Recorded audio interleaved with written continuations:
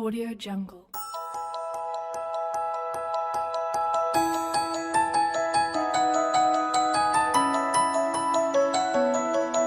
Audio Jungle. Mas matibay ang pakay natin pag may suporta ng legislation. Tama?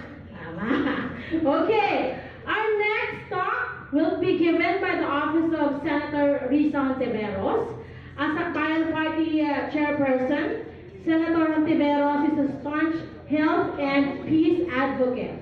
In the health arena, Senator Ontiveros was the principal author of the Cheaper Medicines Bill, now RA 9502, and she is also the author of the Reproduction Health Bill, passed in 2014, and now the Responsible Parenthood and Reproductive Health Act of 2012, or RA 10354. Senator Ontiveros is also the author of the Bibong Barangay Health Worker Bill and is a staunch supporter of Sin Tax Bill, now Sin Tax Law, and the Graphic Health Warning Bill. Representing the office of Senator Risa Ontiveros, please welcome Dr. Joseph Lachica.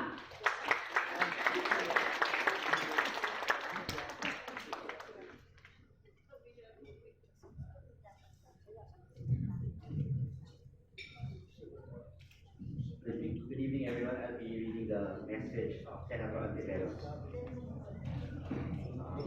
Pleasant evening to fellow health workers and fellow advocates for a healthy Philippines.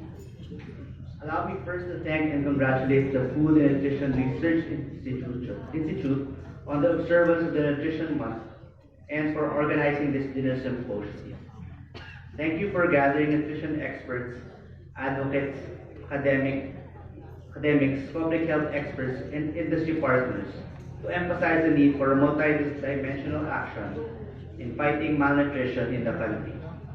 It's unfortunate that I am not there in person. I would have wanted to talk to you about the state of the nation, health and nutrition face to face, but trust that I am with you in spirit. Previous speakers who came before me may have already discussed the importance of essential micronutrients like iron, iodine, and vitamin A, among many others, for proper growth and development, and how the absence of these micronutrients makes young children vulnerable to disease and susceptible to dire health outcomes.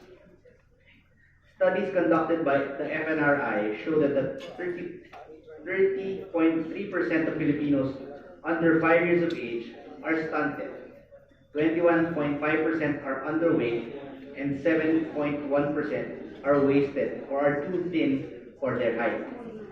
The same studies show the prevalence of anemia, which is 39.4% among 6-month-old to 1-year-old children, 25% among pregnant women, and 16% among lactating women, which indicate the poor nutritional status of mothers and young children.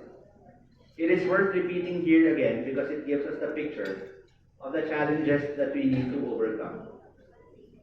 What I would like to focus on is the fact that the problem of poor nutrition in the early years that results in stunting, wasting, low birth weight, and micronutrient deficiencies creates irreversible damage to children. We can feel these effects even as adults.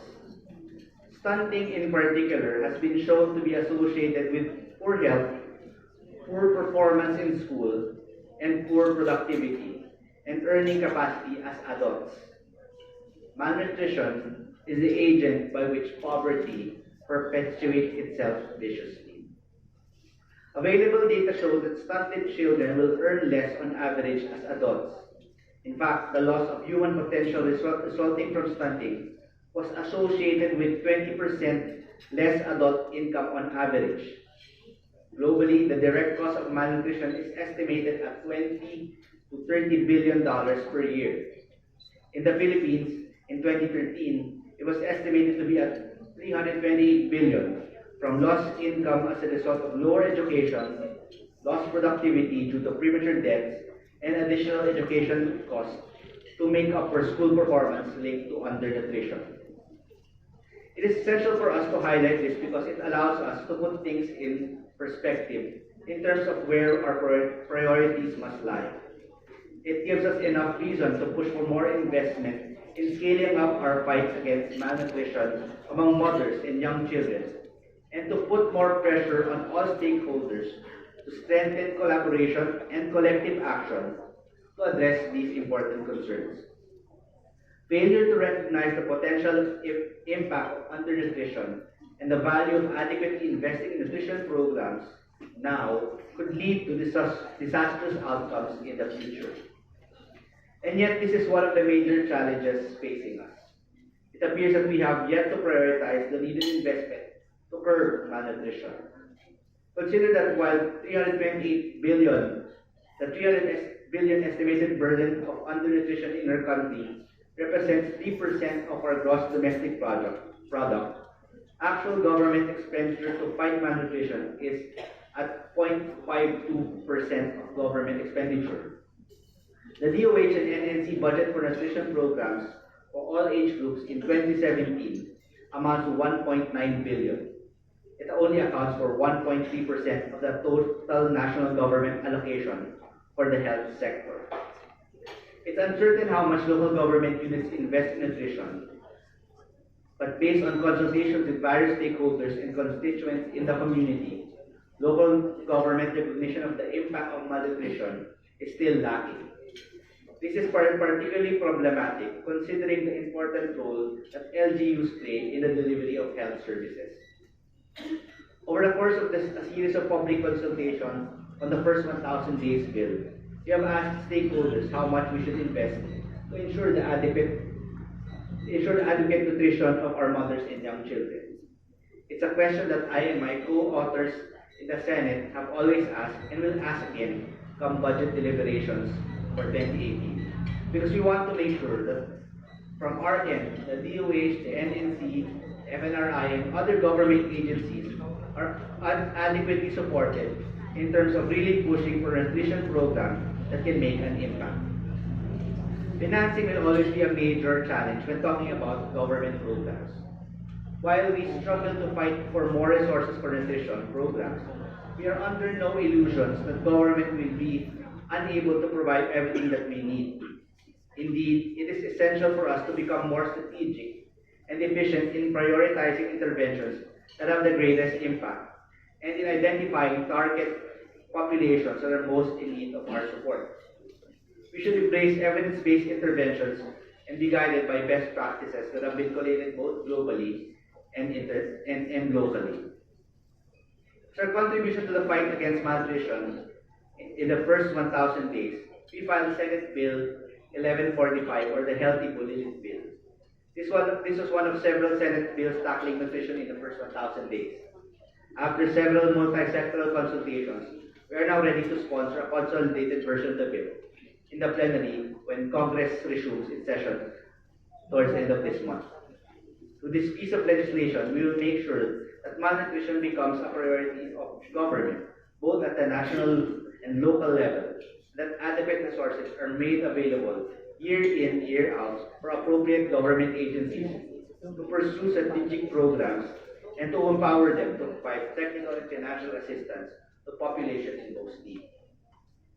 The consolidated version proposes to strengthen existing programs for maternal, neonatal, child health and nutrition by detailing the minimum package of interventions that must be made available to mothers and young children at certain stages in their development.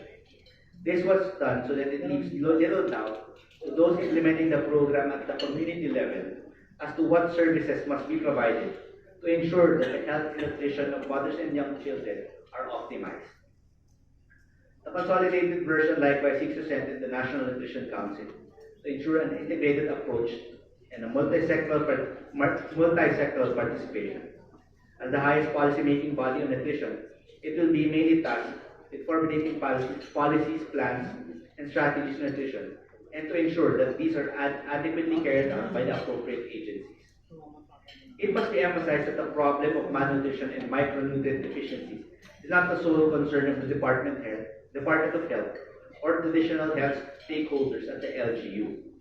Improving our efforts to address malnutrition requires an approach which involves all parts of society, the government to ensure that legislation exists and that procedures are secure but easy to understand, civil society for all the important groundwork, research and organization, and the private sector for best practices and the sharing of resources.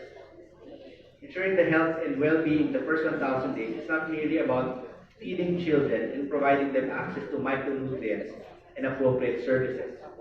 It's more than that.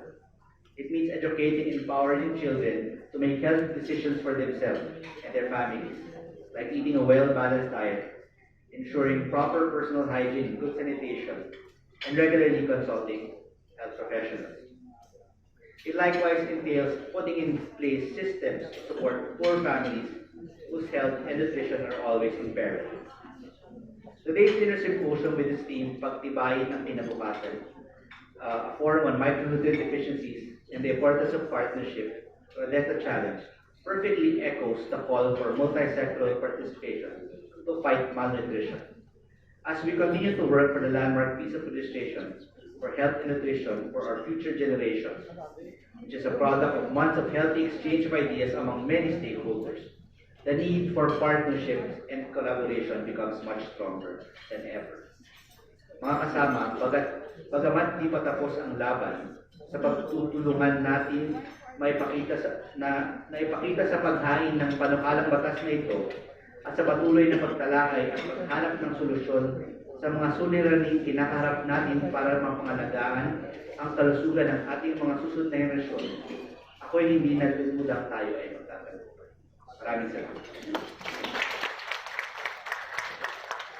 Maraming salamat, Dr. Lachica.